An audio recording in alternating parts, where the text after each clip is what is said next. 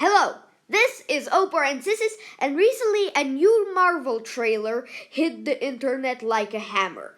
It's of course the trailer for the newest Marvel MCU movie called Captain Marvel. The character, the main lead of the movie, is gonna be Captain Marvel, a female heroine of the Marvel comics. And she was teased in the after credits scene of Avengers Infinity War, and now we are finally getting the movie, which is set before all of the events of all these movies, like in the 90s or the 70s or the 80s. I don't remember, but somewhere in that time. And I'm gonna talk about this trailer because I love reviewing these new trailers when they come out. I did one for Venom, but unfortunately something went wrong and I couldn't upload it. I couldn't. It stopped in the middle of the line, and very strange thing, but that doesn't matter. Here is my trailer breakdown for Captain Marvel. So the trailer starts with the slightly disturbing music, at least in my opinion, with Captain Marvel falling into this building, which just so happens to be a building of Blockbuster Video. I love this idea. This really just demonstrates how self-aware the film is. Like they're just, oh, it would be cool if she lands on Blockbuster Video, which is like quite ironic, and I pretty enjoy this fact. So after that, Captain Marvel is walking through this train station or something, like with her hair in slow motion, just her hair slow motion. Maybe this is just slightly sexualizing her, and I have no problem with that. But after that, she's just walking there, and she's like, what's happening? Where am I? Because I think she slightly forgot about her past. And we hear the narration of Samuel L. Jackson, who is obviously a younger Nick Fury in this movie, who's still with an eye. And is it just me, or is there just something slightly different in Samuel L. Jackson's voice in the beginning of the narration? Like when he's in the car later in the trailer and talking, he's alright, but when he's narrating the trailer, there just seems something a bit off. Maybe it's just me. So after that, we then see this sort of cloaked ship approaching Earth. And I will talk about this later in the trailer, but now let's go on to other things. Samuel L. Jackson's Nick Fury coming forward and approaching something, and I cannot help but it seems to me like this is resembling something else I saw with Samuel L. Jackson. Like this looks something like, I don't know, was it Stefan and Django Unchained, or I don't remember what it is.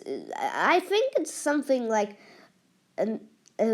maybe Packard from Kong Skull Island, but this just how he walks and just what he wears here and how he's shot just resembles something, and I don't know what it is. We then finally do see Samuel L. Jackson as a young Nick Fury, and it just brings warmth to my heart. Like, seriously, just Samuel L. Jackson is such a great actor, and just seeing him smile and just be this character, it's absolutely great. It's just amazing. I always smile at that moment, and it just so kind of a bit of nostalgia or maybe something.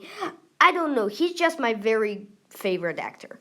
After that, we see Captain Marvel looking onto some city, which looks like Asgard. Like, I know it's not Asgard. Asgard, though it wasn't destroyed at this point, still, it's very rare for it to appear. And it doesn't really look like Asgard, but I really do like it. It looks sci-fi kind of, and yeah. We see Captain Marvel having this very strange scene, and I have two predictions. I think it's either like that she's being tortured by someone, or that someone is returning her memory, maybe to kind of force her to go against the Earth. Maybe by returning her memory to her, she will she'll understand that she has no place on Earth and that she needs to serve some other thing, maybe where she comes from. I'm not too familiar with the character. After that, we see more of the city, and it really looks like Asgard. Like, I'm sure it's not Asgard, I'm sure of it, but it really does look like Asgard. This kind of looks like this scene where our heroes are walking out of the Asgard palace in For the Dark World. I'm not sure, I don't quite remember the scene, but I think it looks similar to this shot. We then see Jude Law, who is, I think, a famous actor, but I don't really know much about him. All I know that he's in this movie and in the upcoming Fantastic Beasts sequel. The next thing I want to discuss is this, where the word her turns into a hero. Now, I know many people like Jeremy from Geeks and Gamers will say it's JW stuff and stuff like that, but although I kind of agree with it, I just love this transition. Like, just how it looks fantastic. Just, it's a very cool play on words, and I think it's a very smart thing. We then see the Skrulls, which are, of course, the shapeshifters in the Captain Marvel universe who can change into different people. And in this shot we see them, but they are actually much better seen in this photo. The head of the Skrulls, as far as I remember, is played by Ben Mendelsohn, who played not my favorite, but an okay character, Orson Callan Krennic in Rogue One, a Star Wars story. We then see this cool scene where Captain Marvel hits this old lady, and I'm sure that this old lady is actually a Skrull in disguise. Like, 100%. Oh, and maybe it's like in the first Man in Black, where they're kind of searching for this one alien amongst the group of humans who's kind of disguising himself as one of them and hiding in their group. And Captain Marvel like walks and looks and just trying to find the one Skrull in the train, like in Man in Black. The Men in Black were searching for the alien among the refugees or whatever.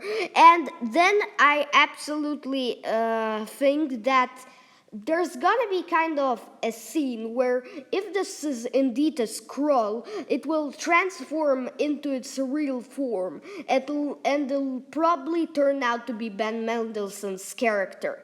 And I think this is gonna be similar to how in Miss Peregrine's Home for Peculiar Children, the old woman or whoever it was turned into the main villain played by Samuel L. Jackson. I think this is gonna be the same situation here.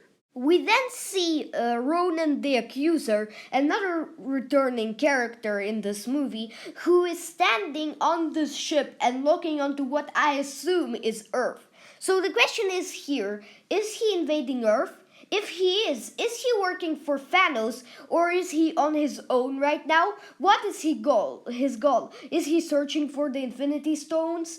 Or what is he doing this? Is he trying to invade Earth and maybe he failed and then went back into the rest of the galaxy? There's just so many questions on what he's gonna do in this film, and I'm really excited. And also, I can't help but see a resemblance between this shot with Ronan standing near the Earth on a spaceship to Tarkin's scene in Rogue One, where he is looking onto Scarif from the Death Star.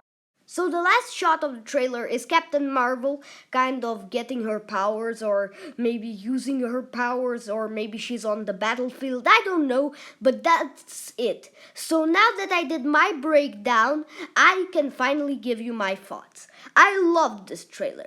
I know it may not be as good as the Infinity War one, and it may not build so much hype, but it definitely excited me for this movie. And of course, what I'm most excited for with this trailer and with just before that is seeing a young Nick Fury, and this trailer only made that desire more. So thank you for watching, subscribe to the channel, and goodbye.